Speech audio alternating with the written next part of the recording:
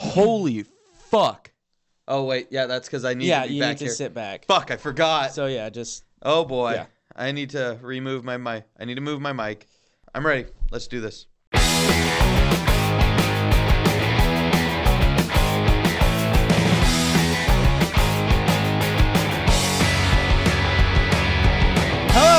Welcome to the Watz podcast, episode 3. Today, we have exciting news. Define exciting news. We're not quite as ghetto anymore in our setup. No. We're still pretty ghetto. I want to be clear about that. Well, so, should I mention what equipment we have that's new? Well, to start with, we're on a matched pair of microphones. Holy shit! Such a new concept. So exciting! I know. So yeah. Look at that audio. We have new microphones. Yep. Do you want to say what they are? All right. Our microphones, instead of being a shotgun mic, and that we severely crippled. Yeah, a really expensive, really nice shotgun mic that I had to cripple to match the shitty $40 Radio Shack mic that I found. Yes. But so we've upgraded from that to the Shure SM57s. Yes, two of them. A matched set. Yep. So that means much less work in post, and hopefully we sound better. But we are still screwing around with the settings and we don't have the pop filter yet. Yeah, we don't have a pop filter yet, which is why I decided that we would set up all of the gear to have the microphone really far away from our from our faces, so you don't get the popping and the semblance. But in the future, we might play with that, and we might go in all sexy and get the mics real close up in there. But for now, not yet. And so we replaced the stands with it too. Oh yeah. So now we have arms. That sit up there. We have some spring-loaded arms. Some spring-loaded Rode arms that I think still need to be weighted. Yeah, and really janky shock mount. Well, not janky, just it's awkward. Jankier than expected shock mount. Yeah. And we've got a headphone amp, so we can hear ourselves better. And we have a preamp now. And we got a preamp, a nice tube preamp. So yeah, these are delicious improvements. More to come. More to come. Hopefully more on the day recording this. Hopefully more tomorrow. Yeah, actually tomorrow. But I wanted to record a podcast because I felt like we hadn't recorded in a while. Yeah. And because I wanted to give these things a test run and see how it goes. And it was definitely a good idea. I know we were hesitant about not having the mixer and testing these. Because I remember when I showed up and we found out we didn't have the mixer, we were like, oh, fuck, we're not going to be able to test this. Yeah. And then we remembered we could just patch into the old mixer. The old mixer is a piece of garbage, to be clear. $35 piece of garbage. It works. So that's where we're at. And now we bring you episode 3 of the official Watz podcast. Yep. So let us start with the movie that I saw on New Year's Day. All right. Well, actually, New Year's Eve. What movie was that?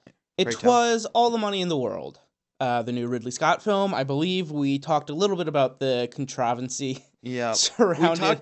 We talked a little bit about the controversy and our hype for the movie. Yeah. So, Kevin Spacey aside and all of that. Yep. The movie was good. You haven't seen it yet, have you? Not yet. I want to see it.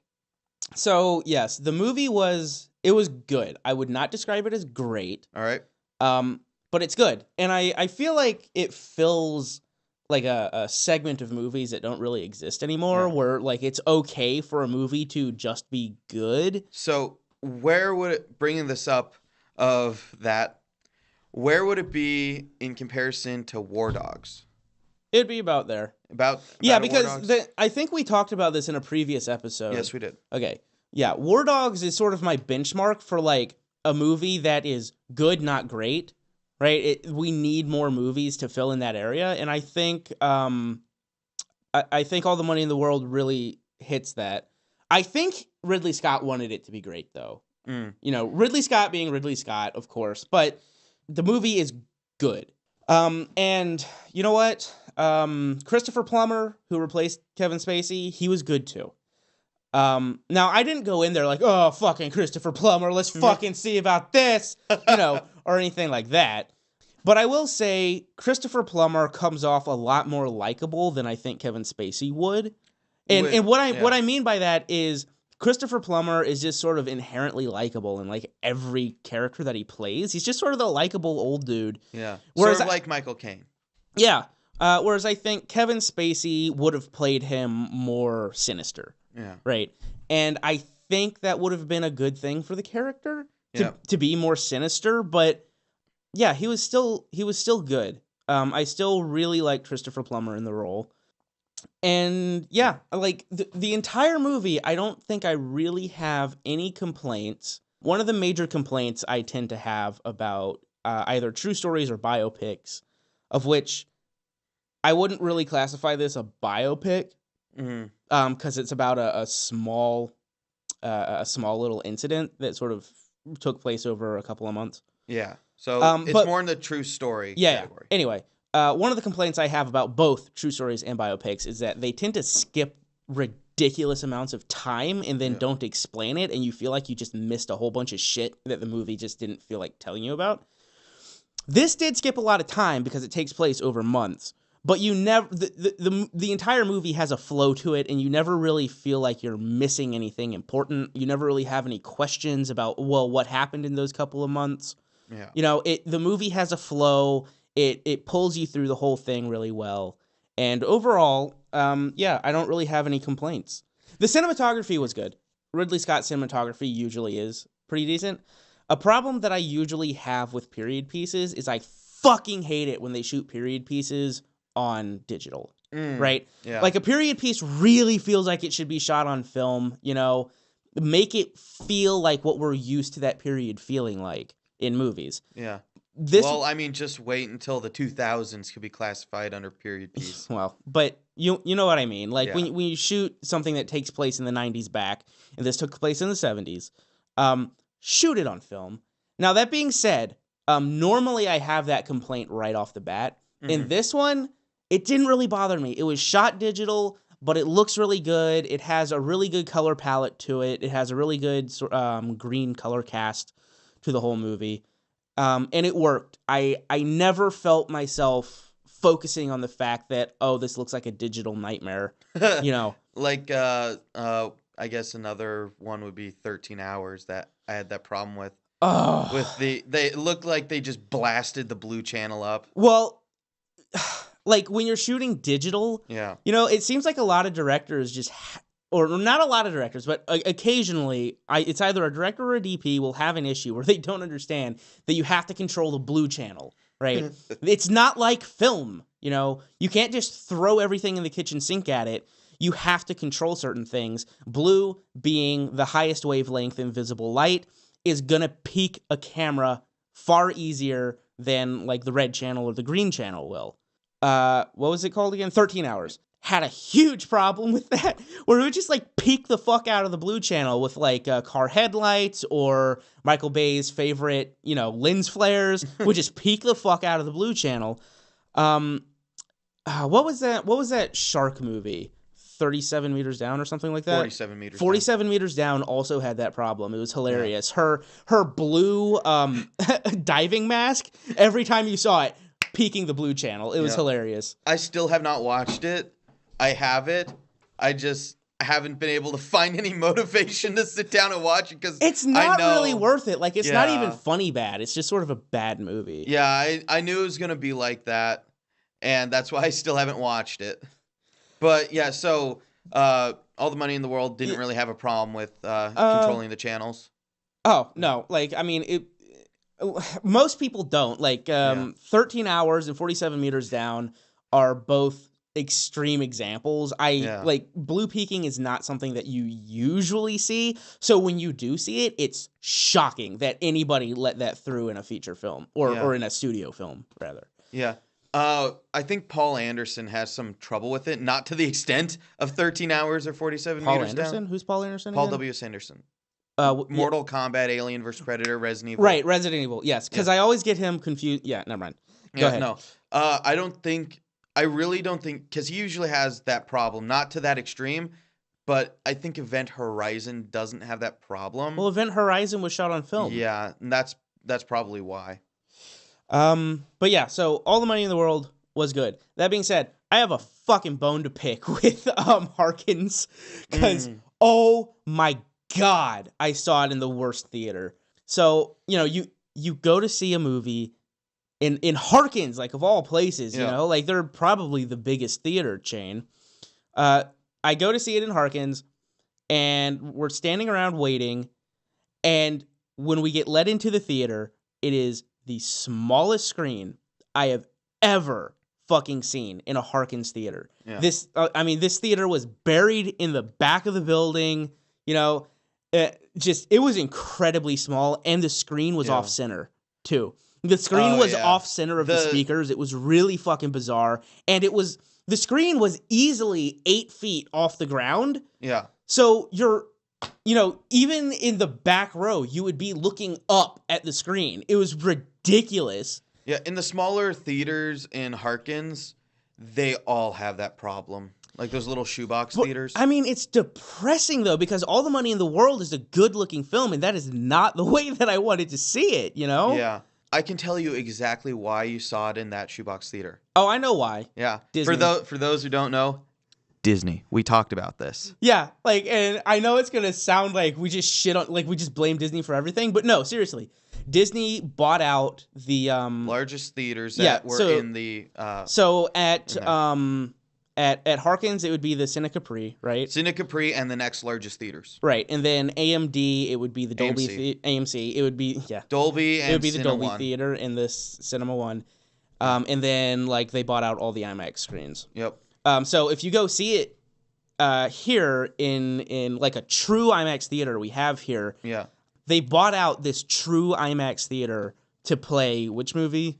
Star Wars. Yeah, right. Last Jedi. The one that fans want removed from the canon. Yeah, so that piece of shit is clogging up all of the good screens. So now we have to see other movies depressingly just pushed back to garbage screens in these theaters. Yeah, and not to mention, they're in the wrong time frame of releasing movies for releasing a Star Wars movie. That's a summer blockbuster. Winter's for dramas. Yeah, come on, man. Let the dramas have the good screens for once. It's bullshit. Yeah. Anyway, so yeah. I think we got that out of the way. You liked it. Oh, and the other funny thing was, after we finished the movie, I was waiting around in the lobby. Number one, Harkins is putting in bars now. Yep, I know AMC was, but now Harkins has jumped onto that. So there are bars in Harkins, and I was leaning against the bar, waiting for somebody to get out of the bathroom. Yeah. And I'm just looking at the TV, playing whatever the fuck it was playing. Mm-hmm. And some guy stands next to me, and I'm wearing my Deadpool hoodie. Yep. He was the second person that night to look at my hoodie and be like, "Hey, you excited for the second one?" Now, to be clear, I do want to see the second one. Yeah. Of all the superhero movies that I bitch about, I like Deadpool, and I want to see the second one. I hope it's good. So I turned to the guy, and I'm like, "Yeah, I do. I'm looking forward to the second one." And he goes, "Oh, that's cool. What movie did you see?" And I'm like, "Okay, now I'm stuck here, right?" Yeah. Now it's one of those people that's just not going to stop talking until I actively walk away. So I'm like, "Oh, I saw All the Money in the World." And he goes, "Oh, I heard that movie was great, really good. Did you see Star Wars?" And I'm like, "No, I didn't see Star Wars." And he goes, "It was okay, but I like Jumanji better." I'm like, "What the fuck? Jumanji with The Rock, Kevin Hart, and Jack Black? Oh my god. If you like that movie better than Last Jedi, that says a lot about Last Jedi. More about Last Jedi than it says about Jumanji, I think. I mean, the one thing that I can't knock Jumanji for is that The Rock is a huge fan of the original. Then why does this new one have nothing to do with the original? I don't know, but it's not even remotely the same story. It's not even a board game this time. No. I know the idea of the movie was, instead of the world of Jumanji coming to our world, we go to the world of Jumanji. That's fine, but why is it a video game this time? Because board games are outdated.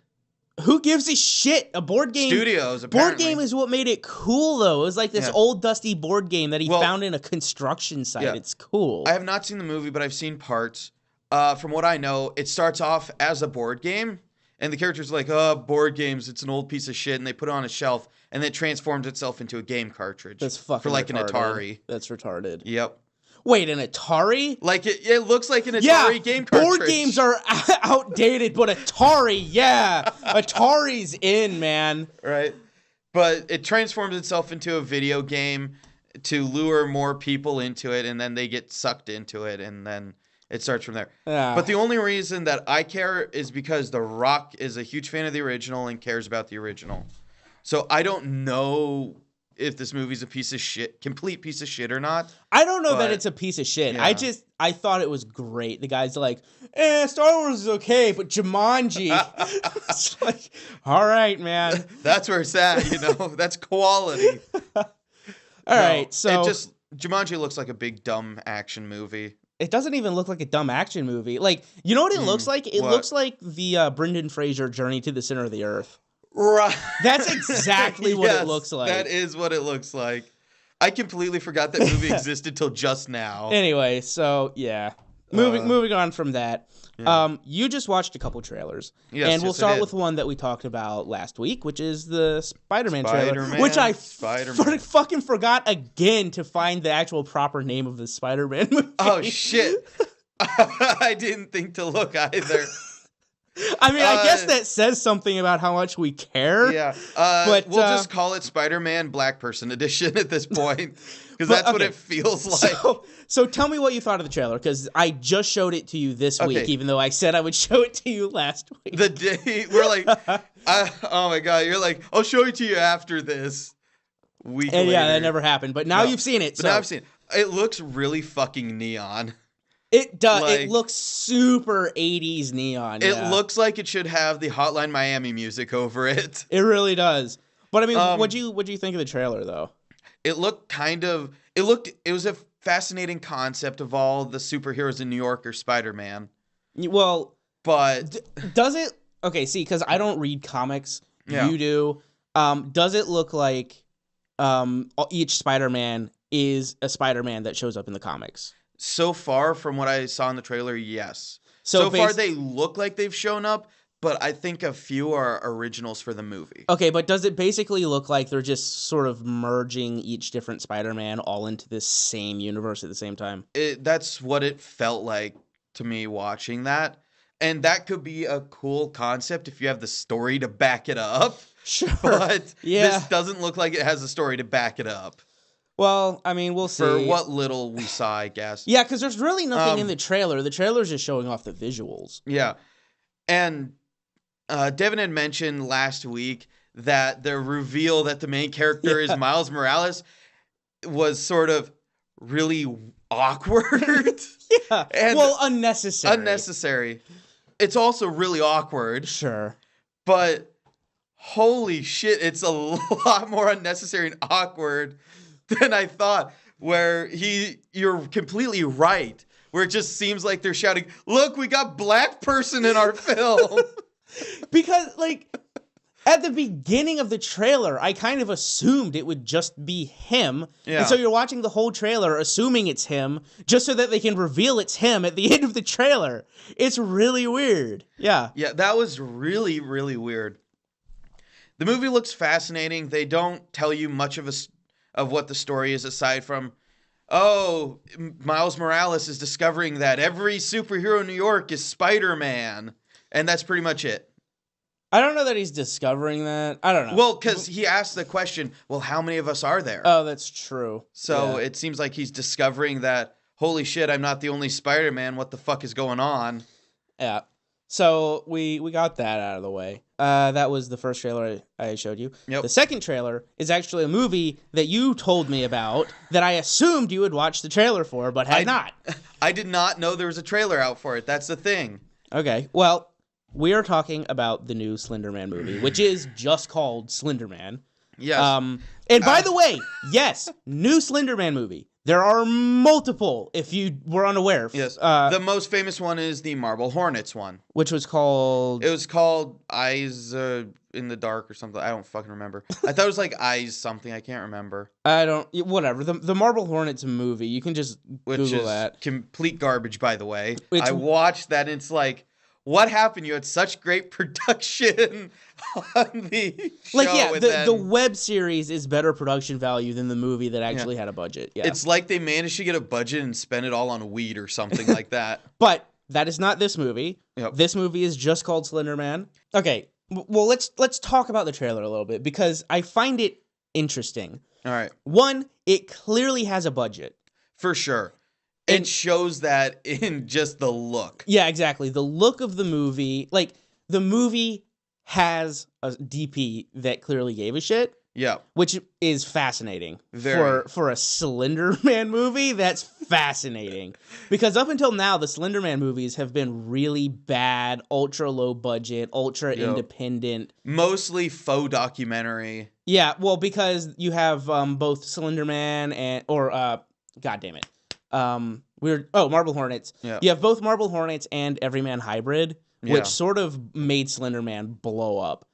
So everybody seems to think that that's the way you have to make a Slender Man story, a movie, is to do it like sort of faux documentary.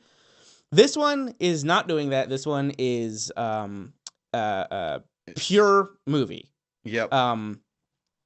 And it looks like it has a cinematographer that gives a fuck because there's a lot of shots in the trailer. For as generic as the trailer looks overall, there's a lot of shots in the trailer that look like, there's an artist, back there somewhere in the crew. Yeah. Especially the shot of her in the field at the end of the trailer looks great. It almost looks like a Coen Brothers movie at that point. But yeah, so I'll be interested in seeing how it comes out. I don't have a lot of hope because it's a creepypasta movie. Yeah, one, it's a creepypasta movie, but two, like, horror movies just typically kind of fucking suck now for the past decade. Like, I think even longer than that, at least 15 years. Like the last good horror movie to come out was It, and the horror was the weakest part of It. Yeah. So, and we're talking about the remake. Oh, you know what? I'm an idiot. The last really good horror movie to come out was Conjuring. Yeah, Conjuring. Thank you. Both Conjuring and Conjuring 2, which is a surprise, and It Follows. Yeah. I want to give them their due because those are great movies.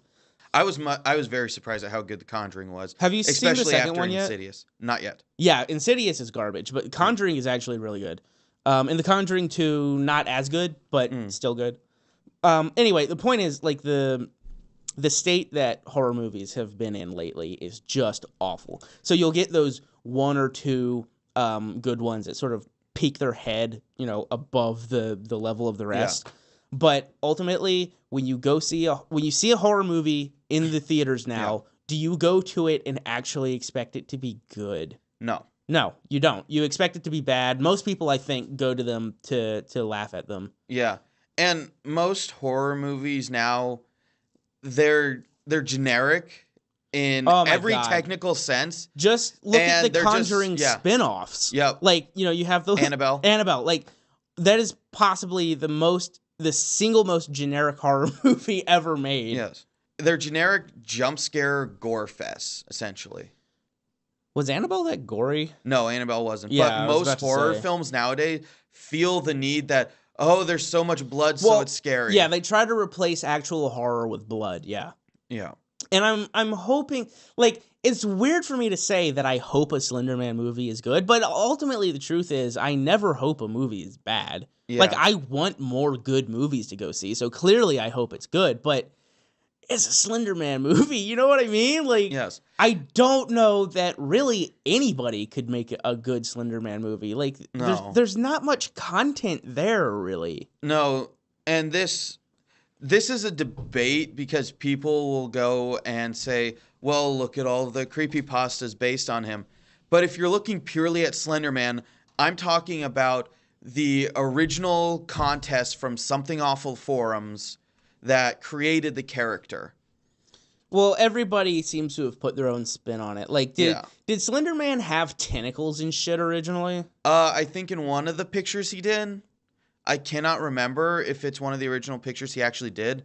Mostly he was a guy in a suit with no face, and he stood in pictures that were taken, that majority of the children ended up going missing. Yeah, well, in real life. That was the thing with Slender Man is like people would take old pictures and basically just Photoshop Slender Man into the back. And people didn't understand the idea that those pictures that were chosen for the contest were real pictures of real children who actually really went missing in real life.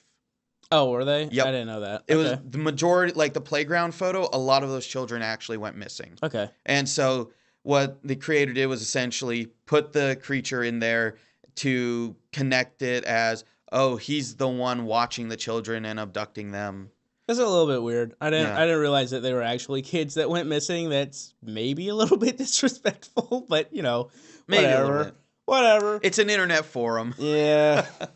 So this new one, like I said, I hope it's good. We need more good horror movies, but ultimately it's a Slender Man movie. Yeah. I think the problem because it looks generic to start with. It does. There's one good shot in the entire trailer. That's not true. There's a couple good shots. It's just they're buried in. There's one that really, really stands out. Yes, there's one that really stands out, and that's the shot that you see at the end of her in the field. Yes. For what little you see of the Slender Man creature, he looks like garbage, but that's because it's only a first pass on visual effects. Yeah, okay, see, this was something else that I was like, this is really goddamn generic, is when you actually see him. Because how many times have we seen that scene? Also, jump scare.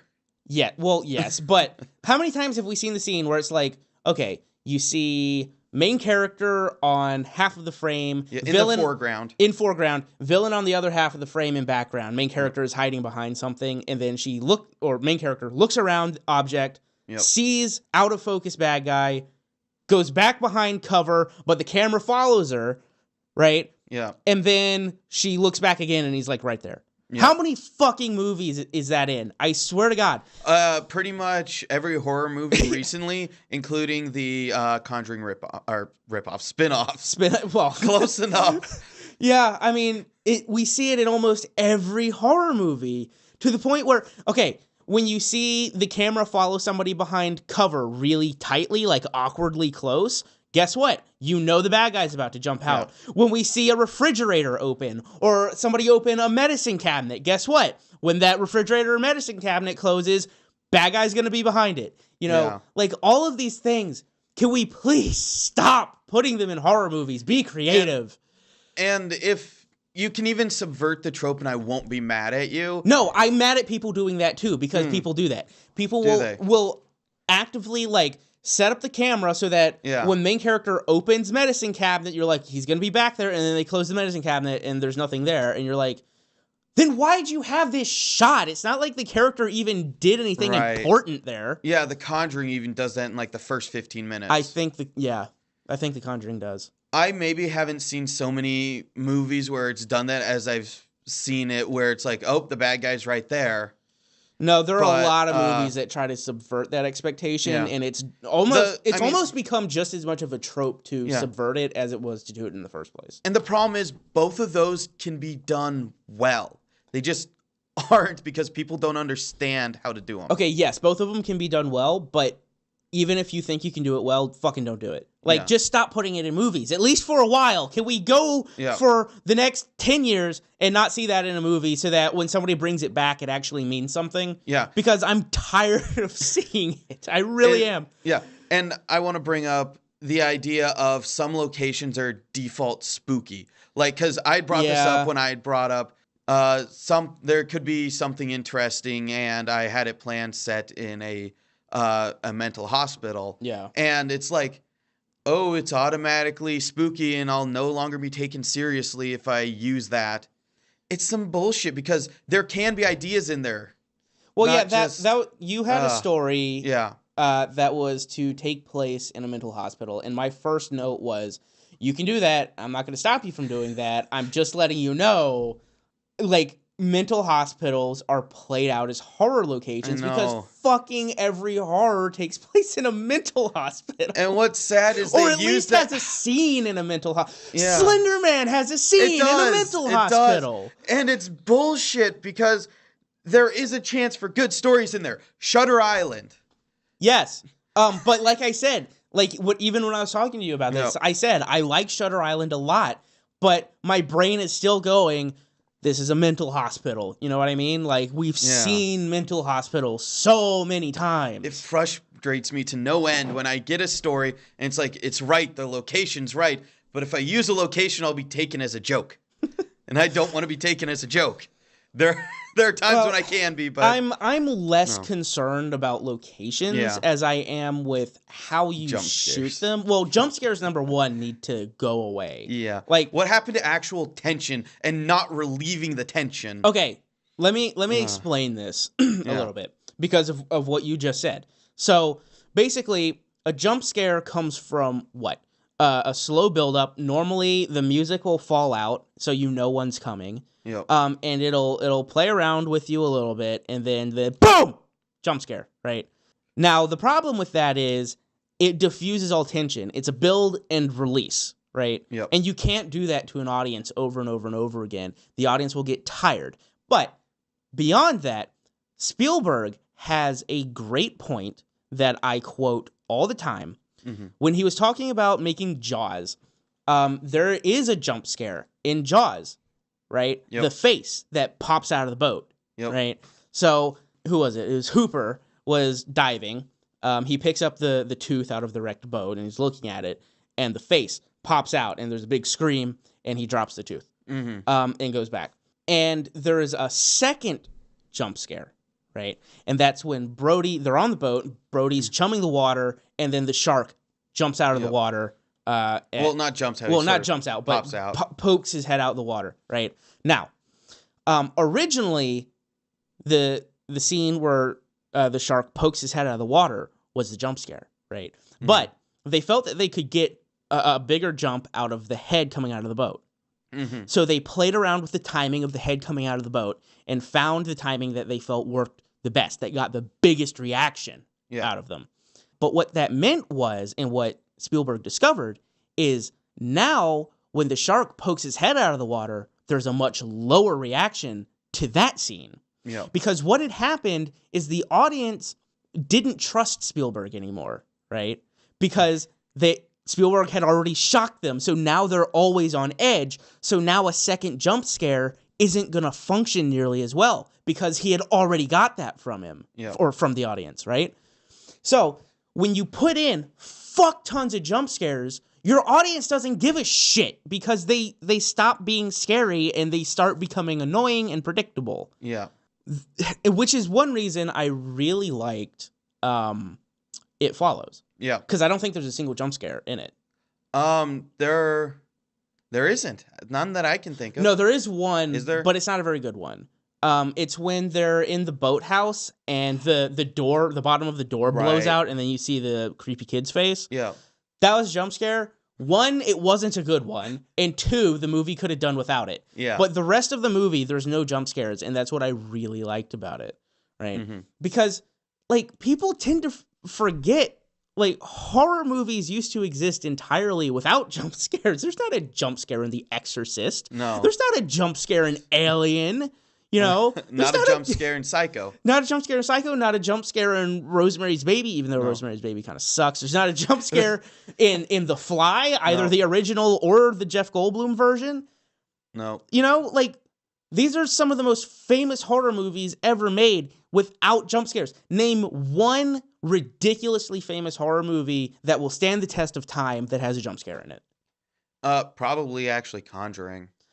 I would say not the test of time, but for a long while. Yeah, see, The Conjuring is never going to be The Exorcist. No, but it is the best one, and in terms of jump scares, it has the best example of how to do a jump scare. Yep. Because it goes for a long time. It goes for easily 15 minutes, dragging out the one jump scare. So by the time you get to that jump scare, it's explosive. Oh, right? Yeah.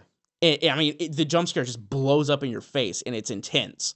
And it's the best example I've ever seen of a jump scare. And it's when the sort of witch lady jumps down off of the, it's not a closet, whatever the fucking thing is. Oh, like an whatever armoire or something. Yeah. Whenever the demon chick jumps down off of that at the kids, it's a great jump scare. but the movie could have done without all of the other jump scares that it tries to do. It's the one complaint I have about the trailer for the movie Annihilation. Is there's a jump scare with the creature. Is there a jump scare? It looks like there's going to be a jump scare with the creature. They kind of blow their load in the trailer where they're in the, I guess, the shimmer, and they're all, shivering, facing one way, and the creature comes up behind Natalie Portman. I don't It really remember. looks like but I'll it's take going your to be a word for jump it. scare. They built the tension in it. You can see where they're building the tension in the film in that scene. And then it shows the creature come right up next to Natalie Portman. We'll have to see, because that doesn't really look like a very jump scary movie. So I hope they don't shove a bunch of jump scares into it. Yeah. And yeah, like directors need to learn that there are other ways to build tension. Yep. Oh, here's another thing that you need to stop doing in horror movies. Mm-hmm. Okay, stop whenever something moves in the background, you don't need a musical cue. You know what I mean? Like when something moves, you don't need the boom boom sort of. It's creepier or the without violins. that. It's creepier without that, because then you noticed it. Yeah, exactly. On your own, and maybe not everybody noticed it. That's the thing, is when you see something that you're not quite sure if you saw, that's what's creepy. Yeah. But when the movie tells you, no, you definitely saw that, that's not creepy. Yeah. That's sort of paraphrasing H.P. Lovecraft, because he brings a good note on that. The fear of the unknown will always be scarier than the fear of the known. Yes, of course. I mean, that's horror to a T that people don't seem to understand anymore, is what is unknown is scarier than anything you could possibly show me.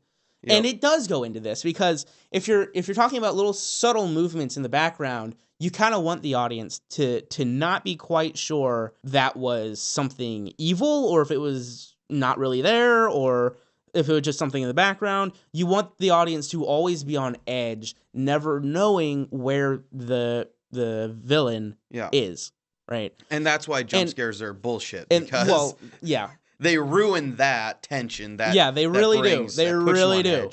Edge. But I can't tell you how many movies that I've been watching, and the Nostalgia Critic even has a running gag about this. I think it was Nostalgia Critic, where he's like, I can hear your whoosh. I think that was Nostalgia Critic. Yeah, where it's like anytime something, whooshes past in the background, it's like, I can hear your whoosh. Yeah, fucking stop it. Stop adding...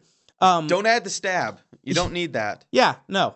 Just let it happen in the background, and let the audience feel that tension of, holy shit, it's right there, know, instead of just telling them, look over here, see, it's right there, with fucking neon arrows and shit pointing. Yeah. I mean, the worst thing you could do is it's passing in the background, and then the camera digitally pans in on it. That they may as well at this point. Yeah. Why does anything happen in the background in movies anymore? They always find some way for you to focus in on that as if it's on the foreground. Yeah. It's the same problem I kind of find with surround sound, because everybody still makes everything in stereo, even though we have, 5.1, 7.1, because reasons. Especially in horror movies, there's a chance to scare the audience with something behind the camera in the fear of the unknown. Yeah. But now, I'll say I'm probably the worst person to talk to about surround sound, because I have never gotten anything out of surround sound. Yeah. I listen to, my setup in my office for watching movies is stereo.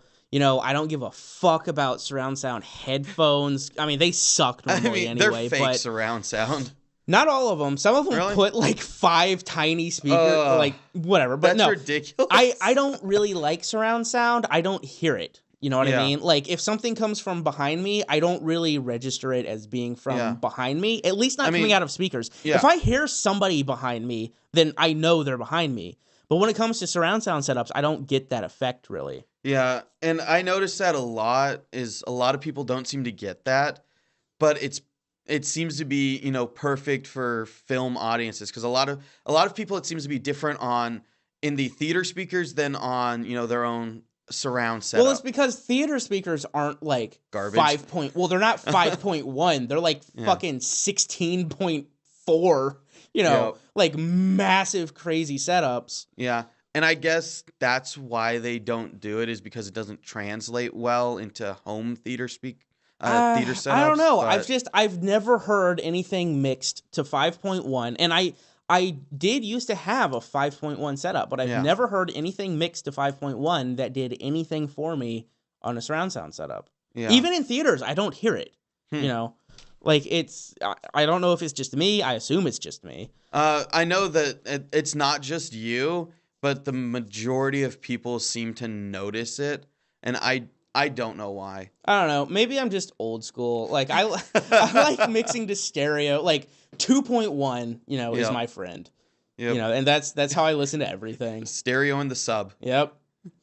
That works for me. But yeah, there's a lot of shit that horror needs to fix. Yes. And- Low frequency utilization. It's really fucked up in horror because either they overuse it or they underuse it. Yeah. But I guess off of that rambling, the trailer for Slenderman looks generic. Probably the part that had me like, oh God, you piece of shit, was when Slenderman, I guess, was controlling the black lady, and she picks up the little knife and stabs herself in the face. Oh, well, it's a scalpel, bitch. Like, come on. What scalpel? The little knife. Shut the fuck up. Yeah, she stabbed herself, like, right in the face. Like, that, I just saw that. As soon as she picked up the scalpel, I was like, she's going to stab herself in the face. That, for me, like, do you remember the Sicario 2 trailer where the guy's fingering the gun? Her stabbing herself in the face with the scalpel was this trailer's equivalent of that, where it's like, that's just hilarious. Yeah. That can't be taken seriously at all. No. But yeah, my point was going to be, you know, horror, there's a lot that horror needs to fix as a genre, and I do not expect the Slenderman movie to be the one to do it. No. Sadly, I will probably end up still seeing it. I'll see it. But again, I'm going to wait for it to be in Redbox. Yeah. Mentioning Annihilation, I did not realize it was coming out in February of this year. Yeah, it's not too long from now, yeah. Pretty close, so I'm excited for that. Moving on, because I got nothing else to say about that. I mean, I could sit here and talk about horror for the next 3 hours and how to fix it, but we're not going to do that. At least save that for another podcast. Maybe we'll do an entire episode just talking about horror and how it needs to be done, or how it can be done well and how it can be done poorly. Especially coming from two people who understand horror. We'd like to think. Yeah. You know. I mean, I at least grew up with it, and I've really studied it. Well, you grew up with horror and studied horror. I have grown up studying storytelling and cinematography and filmmaking. So together, I'm sure that we can come up with a good list of things to do in a horror movie and a good list of things not to do. Together, we make one competent person. But moving on for that, so in other news, I don't believe we've talked about this in either of the previous podcasts, but Quentin Tarantino and Star Trek. Yep. This is bizarre to me. Fascinating and potentially really good, but bizarre. Yeah. So I thought he was directing a Star Trek movie. No. So what happened was, and for those of you who don't know, Quentin Tarantino was apparently just hanging out with J.J. Abrams one day and pitched Abrams a Star Trek movie. And Abrams fucking loved it. And immediately went out and found a team of writers to write it. So Tarantino isn't writing it, and he's not directing it. He just came up with the story. Yeah. So now there's a team of writers working on writing it, and I guess there's a potential for Tarantino to direct it. I would like to see that. I don't know how likely that is. It would be interesting more than anything. Well, here's my thing. Okay, there's a couple of angles to this. Yeah. Okay. Now, one angle is that this would be the fourth Star Trek movie in the Abrams series of Star Trek movies, which, if Tarantino is going to make a Star Trek movie, I want him to make a Star Trek movie, not a sequel to a Star Trek movie, right? Give him his own movie that isn't tied down with a bunch of bullshit. You know, let him do whatever he wants. But two, my other concern is that for decades now, Tarantino has said he will stop making movies after 10. Right. Once he's made his 10th movie, he said he's going to retire as a director and he's just going to write books. Which, one, sucks. Yeah. I mean, I'm sure he has his reasons. You know, he says he wants to go out on top and not like live beyond his prime in terms of being a director. But I mean, that's deeply depressing to, I Very. think, everybody. So that's the thing is like, even if they gave Tarantino free reign to do whatever he wants without being tied down to anything in terms of a Star Trek movie, I'm not sure I would want that Star Trek movie, you know, to get us one step closer to his retirement. You know what I mean? Yeah. But it's like, I kind of just want to see some original shit from him. I don't want to see him necessarily put his stamp on a franchise. Yeah, that makes sense. So I guess what I'm hoping is that the Quentin Tarantino story style comes through in this movie. I would hope. But I don't necessarily want him to direct it because as fucking cool as I think that could be, I don't think that it would be cooler than whatever original story he can give us. Yeah. He gives us his own take on the Star Trek style. That would be much cooler. Well, no, that's not what I mean. It's like, even if he did that, I would rather him give us an original story. Well, I mean, like, not so much a Star Trek movie as in doing the sci-fi genre like that. Sure, that would be interesting. But see, that's the other thing, is Tarantino doesn't really seem to have an interest in sci-fi. I seem to remember hearing an interview with him where somebody asked him if he ever wanted to do a sci-fi, and he said, you know, something along the lines of he loves sci-fi, but he doesn't really feel like he has anything new to bring to it. Yeah, I don't know. I guess I just don't really know how I feel about this, because on the one hand, it would be fucking awesome to see a Tarantino Star Trek movie. On the other hand, it would suck that it's the fourth movie in a franchise, right? Yeah. And then again, it would suck that that brings us one step closer to his retirement. Yeah, I'm not sure I'm feeling like I'm changing just right now. Like, I'm not sure whether I like this or not anymore. Well, like, it sounded cool at first, but it's like when you get all the details, it's like, maybe.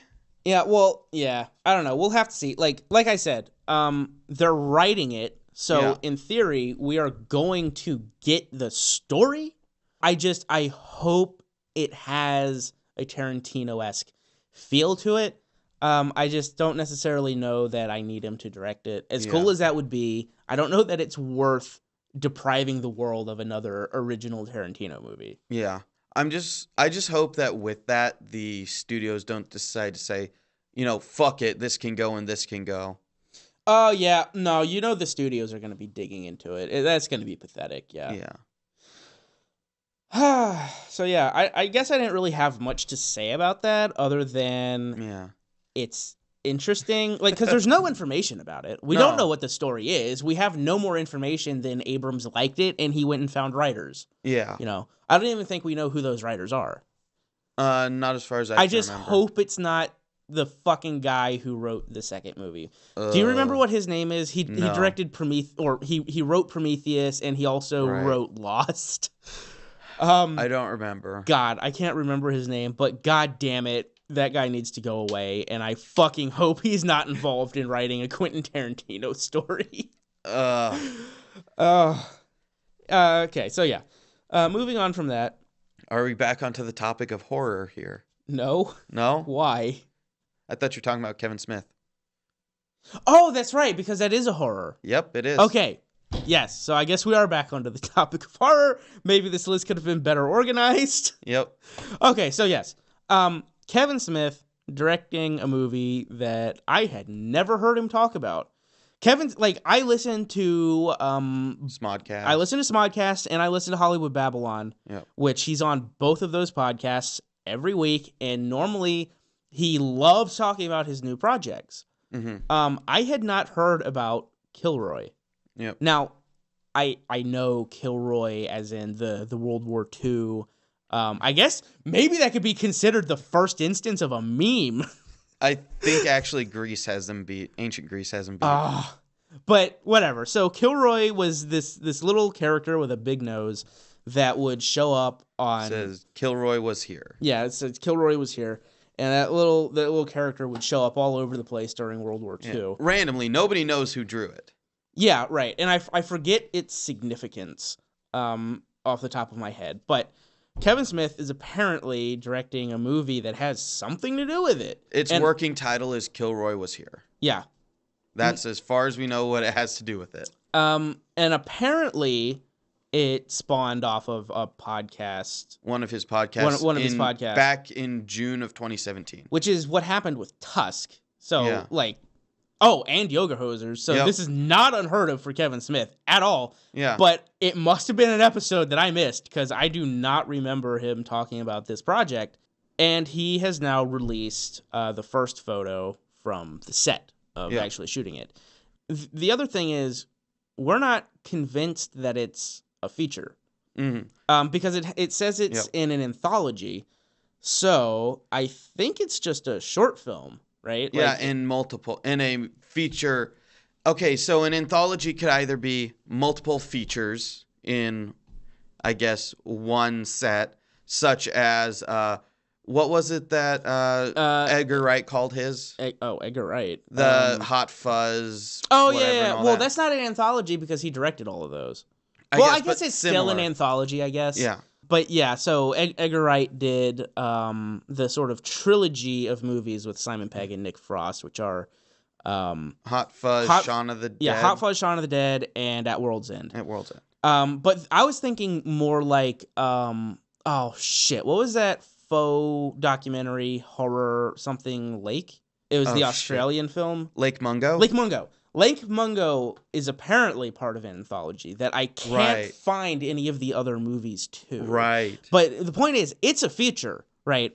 So it's a part of a bigger group of features that form this anthology. Yes.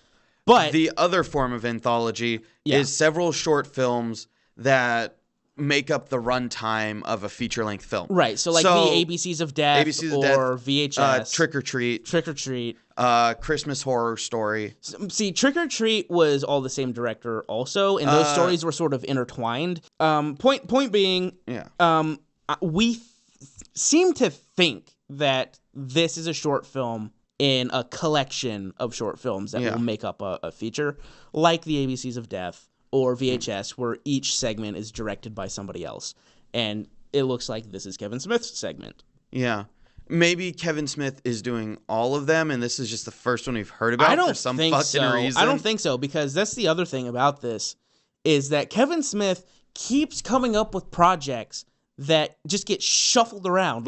He still needs to finish the True North trilogy, which is Tusk, Yoga Hosers, and Moose Jaws. Right. Moose Jaws is on the slate, and I don't think he's even really worked on it, as far as I know. That's the thing. I think he has a script for it, but he's been talking about for years making this movie. He was talking about doing Moose Jaws before Yoga Hosers was even a thing, as far as I remember. Yeah. And he pushed Moose Jaws back, and he did Yoga Hosers, and now Moose Jaws has just been sitting there collecting dust while he's moving on to the new Jay and Silent Bob movie. But before the Jay and Silent Bob movie was supposed to be Clerks 3, which fell apart. Before Clerks 3, it was supposed to be the Mallrats TV series that fell apart. So it's just like his projects have just been everywhere. You know what I mean? Yeah. And it feels like he's been directing TV shows. And he's been directing TV shows. He did several episodes of Supergirl. He did several episodes of The Flash.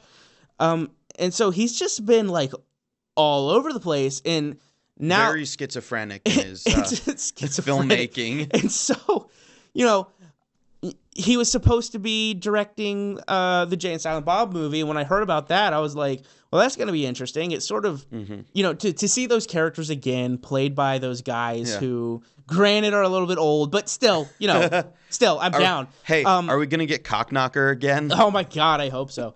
But yeah, so it'll be fun to see those guys. It'll be fun to see Kevin Smith do a comedy again. Yes, that will be very refreshing. And so I was like, sweet, Jay and Silent Bob. And then we're looking around, at like releases and shit, what's being made. And we're like, what the fuck is Kilroy? Yeah. And Jay and Silent Bob has been pushed back to last on the slate. Yeah, apparently. I don't know what's going on with Kevin Smith. I hope he gets his shit together. I mean, it's been interesting to see him sort of try to go outside of his comfort zone. Red State was great. Yes. I have problems with Red State, but overall, fascinating movie to have come from Kevin Smith, and really well made. And then you get to Tusk, and you're like, holy fuck, this entire movie is nothing but 40 billion in-jokes that only his fans will get. And I mean, I'm one of his fans, so I got most of them because I listened to his podcast, but I'm like, this is not how you make a movie. No. This is how you alienate an audience is what this is. And beyond that, it couldn't even decide if it wanted to be a horror or a comedy because it wasn't a horror comedy. Horror comedy exists. Tusk was not that. Tusk had sections of horror and sections of comedy. It was all over the place, and the comedy, for anybody who doesn't follow Kevin Smith, would have just fallen flat on its face, and even for people who do follow Kevin Smith, a lot of the comedy fell flat on its face. Oh, yeah. Because a lot of the comedy came from really obscure moments in a podcast from 4 years before, something like that. Yeah. And the other thing is the scene I always point to in Tusk is the scene that I call the Adam Sandler scene, right? Where it's Johnny Depp and Michael Parks. Yep. Johnny Depp being this inspector with a dick on his face because that's what he is. He's an inspector and his nose is a dick. Go watch the movie and you'll see it. Talking to Michael Parks, who is the main villain, but not in this scene. In this scene, Michael Parks is pretending to be a stupid hillbilly. So you get this conversation that goes on for fuck ever, and it sounds like something out of an early Adam Sandler movie. It really does. And it goes on so long. I don't usually like accusing directors or storytellers of self-indulgence because that's kind of what we're here for. We're as a storyteller, you're here to indulge in the story that you want to tell. But Jesus fuck, that was self-indulgent as fuck. I mean, holy God. It's like I appreciate that the actors just wanted to have fun, but as a director and an editor, because remember, Kevin Smith edits all of his movies too. Yeah. So as the director and the editor, you have to know where to make that cut. You have to know when to say enough is enough. No more. I think even Kevin Smith knows that that's where he's at. Oh, no. Kevin Smith doesn't even try to hide it. No, Kevin Smith is like, I'm just here making movies for myself and anybody who likes it, great. Which you kind of have to respect that, that state of being where you're like, I'm just going to do whatever the fuck I want and hopefully somebody else likes it. But if not, that's fine. I mean, that's how you make music, but... But at the same time, it seems like he's leaning on that as an excuse to not try as hard. And that's my problem with it, because Tusk could have been really interesting even as a horror comedy. It could have been sort of a Human Centipede-esque thing, but making fun of Human Centipede-esque things. Which is really easy to do. Yeah, it could have been that. And it could have functioned as a straight horror with sort of underlying elements of comedy if you know where to look, And that's what I had hoped it was going to be. I mean, the scene where you first see Michael Parks roll up in the wheelchair. Is Michael Parks in a wheelchair in that? I think so, yeah. Is he in the wheelchair or is the main character in a wheelchair? Whatever. I don't remember. The first time you see Michael Parks is legitimately creepy. Michael Parks was a great actor. He has since left us. That means he's dead. Yes. And the cinematography on that scene was great, and the setting for that scene was great. Michael Parks' performance in that scene was great. But the longer the movie goes on, the more you're like, these are just a bunch of people that wanted to fuck around. You know what I mean? Like, you're not watching a movie. You're watching a group of friends fuck around. And have access to really expensive equipment. Which, I mean, fine, I guess, but that's not what you sold me. You know what I mean? I wanted to see a horror movie, not a bunch of friends fuck around. Because that's what the trailers made it out to be. Kevin Smith called it a horror movie. And then again, Kevin Smith called Red State a horror movie. Yeah. So anyway, yeah, you get that Tusk. You know, so you go from Red State to Tusk to Yoga Hosers, right? It's just like it's going further and further down. It's getting ridiculous with Yoga Hosers. And so I really, really wonder, you know, what we're going to get with Kilroy, which is now his next movie, I guess, that he's currently shooting.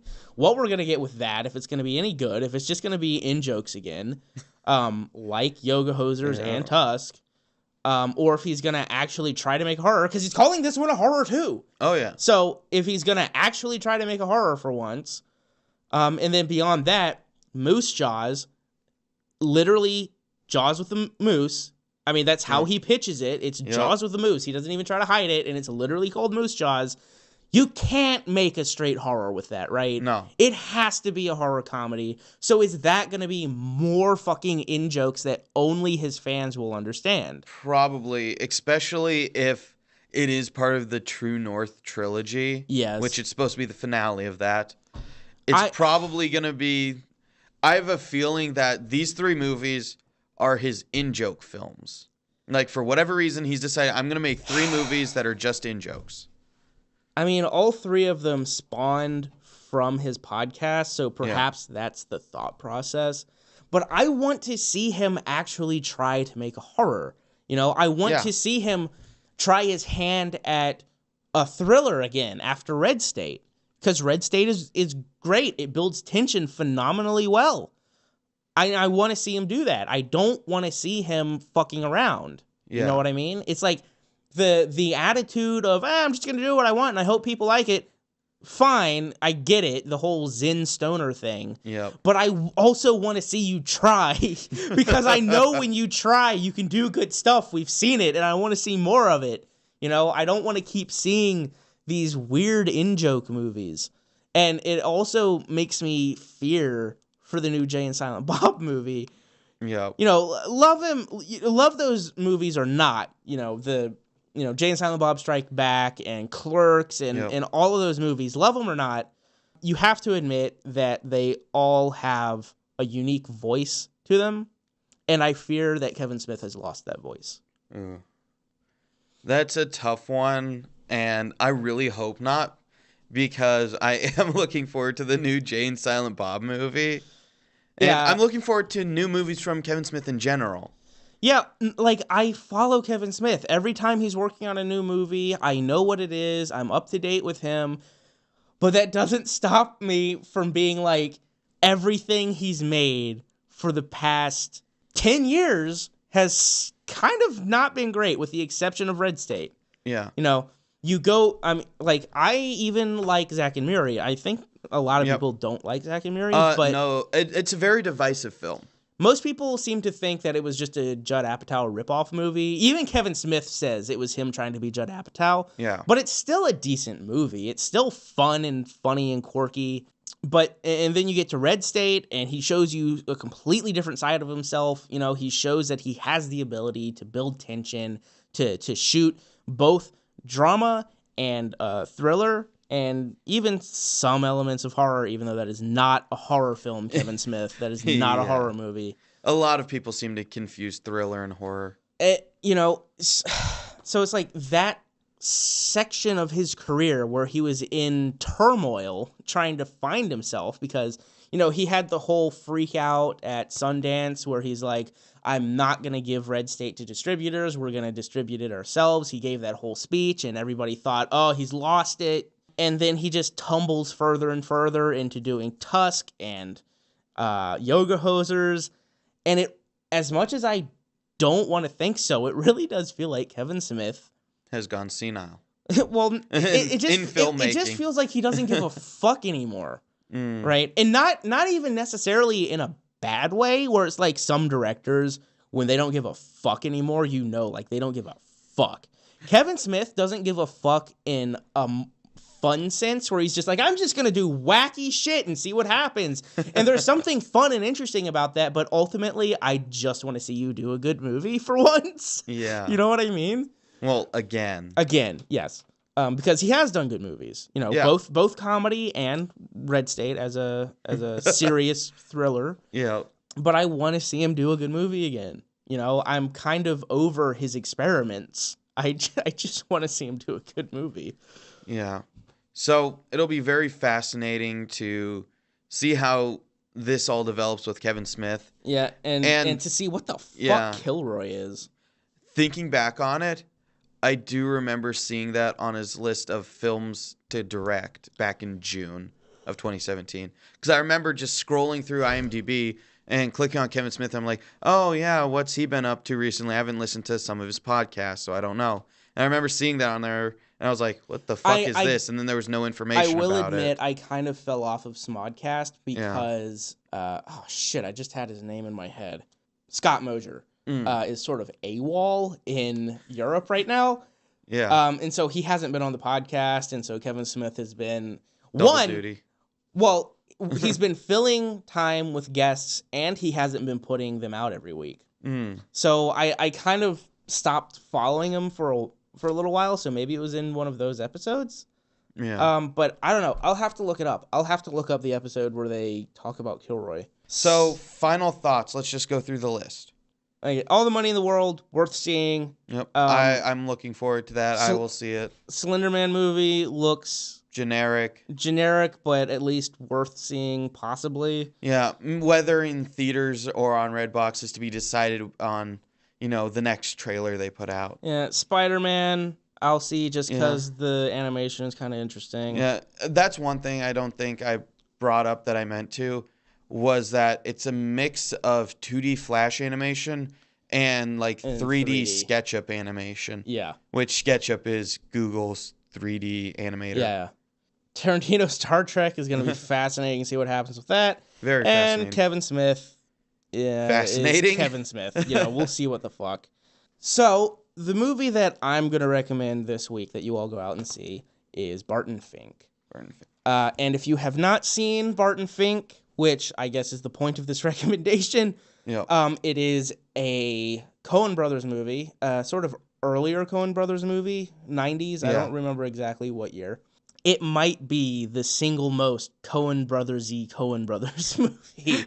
Because, you have two sides to the Coens, right? You have the comedy side, like Raising Arizona, and you have the hardcore drama side, like No Country for Old Men. Yeah. And Barton Fink seems like a perfect in-between merging of those two sides. Yeah.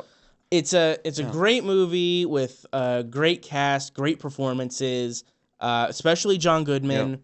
Yep. That John Goodman might be, or Barton Fink might be the movie that really cemented John Goodman in my brain as a great actor, who I since feel is very underutilized. Yep. Go watch John Goodman and Barton Fink and then tell me you think he's being used properly in the movies that he's doing now. It's a really good, really interesting movie. It's both a drama and a comedy, but it's balanced out really well. Takes place in the 20s. It's about a screenwriter.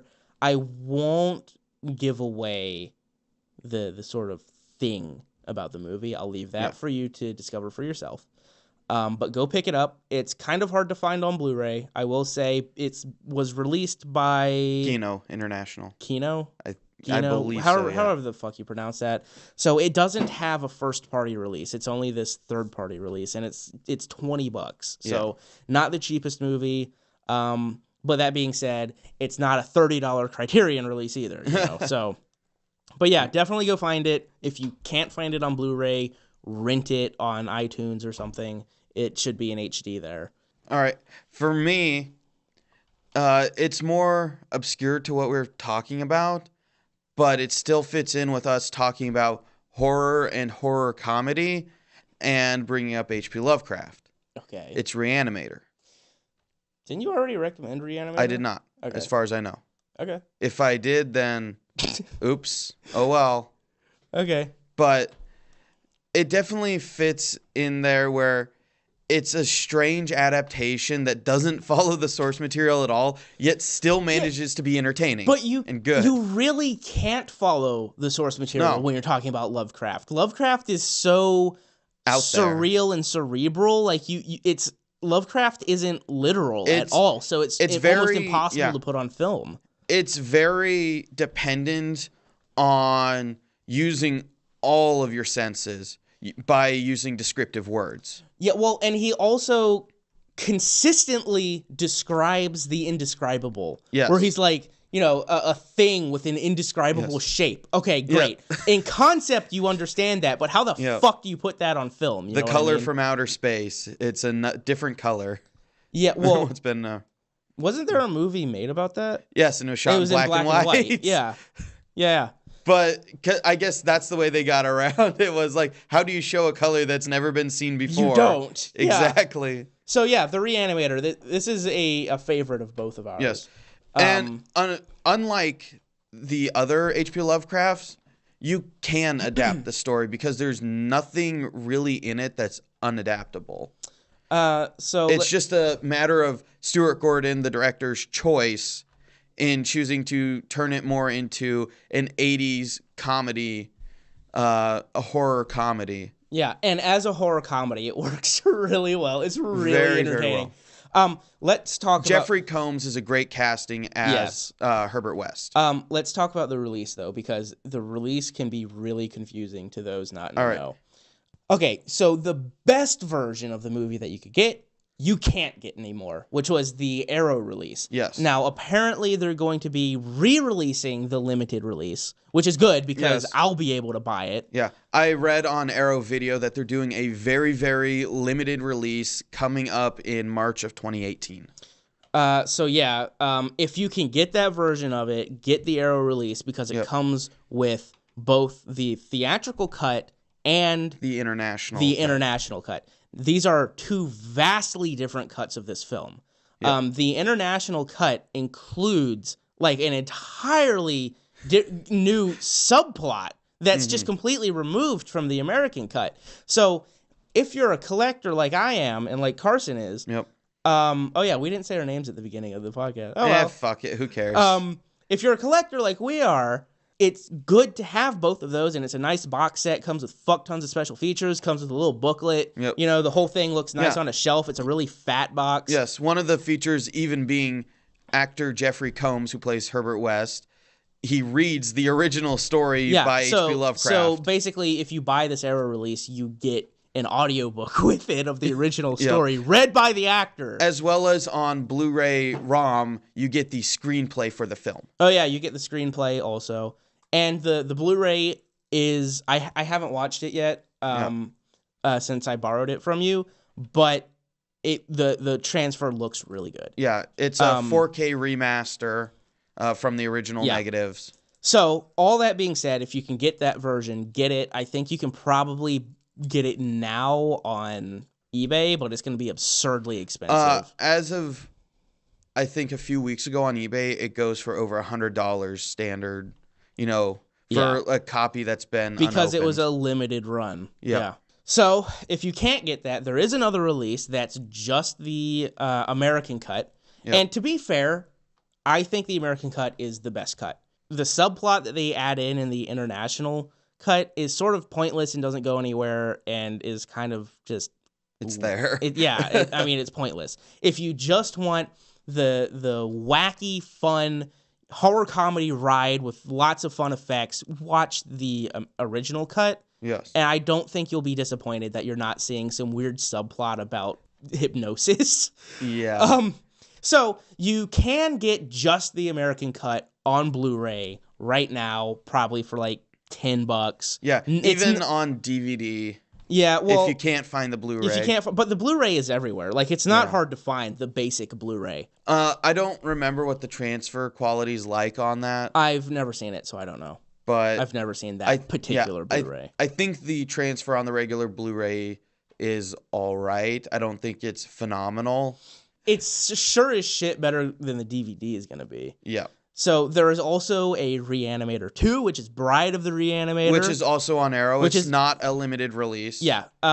it is a tin case. That's the only way that you can buy it, and it pisses me off because I fucking hate tin cases. But yeah, you can buy Bride of Reanimator right now from Arrow. Which, not to knock the original, or not to knock the sequel, I mean, it doesn't stand up to the first one by far, but it's still a very, very entertaining film. We should also mention there is a third one. I've never seen it, but here's the thing, is it has none of the same cast, none of the same crew, not the same director, not the same writer, nothing. No. And it's ultra low budget, and it's basically the Troll 2 of the Reanimator franchise, if you can call it a franchise. Yeah, the trilogy. Yeah. So I wouldn't worry too much about that one unless you're like a diehard collector who's specifically interested. It's garbage. Don't even worry about it. If you want to watch another movie directed by Stuart Gordon and also starring Jeffrey Combs, Pit and the Pendulum's a good one. But also, there's also From Beyond. And I think From Beyond is a better pairing with Reanimator. It is. I think it's closer. It's also an H.P. Lovecraft adaptation. From Beyond is also Lovecraft. It's, what's the director's name? Stuart Gordon. It's Stuart Gordon with Lovecraft again, and also with, god damn it, the actor. Jeffrey Combs. Jeffrey Combs, thank you. So it's that pairing of the three again, and it's not as good as Reanimator. No. But it's still very entertaining. I would argue that the effects in it are better. Yes. Because the effects in From Beyond are batshit crazy and hilariously fun. Yep. So I guess that's a three-way suggestion in one. Yeah. So go watch Martin Fink. Go watch Reanimator. Go watch Pit and the Pendulum. Go watch Bride of Reanimator. Go watch Bride of Reanimator. So 4 in 1. And go watch From Beyond. So there are your suggestions for this week. And to briefly mention, I found it interesting. I was looking it up, and Jeffrey Combs plays the villain of the Injustice 2 video game Brainiac. All right. That's fascinating. I didn't even know he was still working. Weird. Neither did I. But yes, that is all we had. This was just supposed to be a short test of the microphones and the cables and the arm and all that. Well, we needed to record a third episode. And we needed a third episode. If this works, it's over an hour. It's not like we just sat down and jacked off for 10 minutes. We sat down and jacked off for over an hour. Exactly. So we made it worth it. Our jack off was worth it. So, we hope you have enjoyed this third installment of the Watz podcast. It's a shorter one. There will hopefully be many more to come. Yep. And, that's all I got. So, fuck you guys.